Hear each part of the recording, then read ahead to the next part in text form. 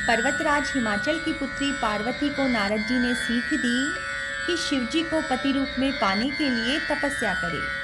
ऐसा कहकर और हिमाचल कन्या पार्वती को आशीर्वाद देकर नारद मुनि ब्रह्मलोक को चले गए। रात्रि में पार्वती जी ने एक स्वप्न देखा कि एक सुंदर गौरवर्ण ब्राह्मण उन्हें उपदेश दे रहे हैं कि हे पार्वती, नारद जी ने जो कहा है उसे सच समझकर तप करो।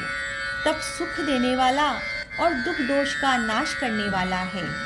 तप बल रचई प्रपंच विधाता, तप बल विष्णु सकल जगत्राता। तप बल शंभु करहि संहारा, तप बल से शुधरई मही भारा।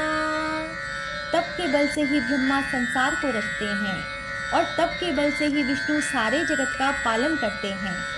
तप के बल से ही शंभु रुद्र रूप से जगत का संहार करते हैं और तप के बल से ही शेष जी पृथ्वी का भार धारण करते हैं। तप आधार सब सृष्टि भवानी, करहि जाई तपु अस जिय जानी। सुनत बचन विस्मित महतारी, सपन सुनायऊ गिरहि हकारी।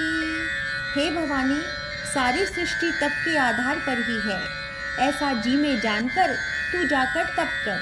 यह बात सुनकर माता को बड़ा ही आश्चर्य हुआ और उन्होंने हिमाचल को बुलाकर वह स्वप्न सुनाया।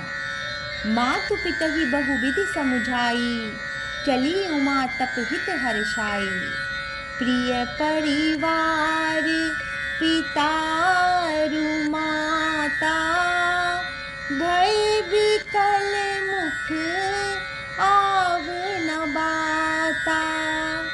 माता पिता को बहुत तरह से समझाकर बड़े हर्ष के साथ पार्वती जी तप करने के लिए चली।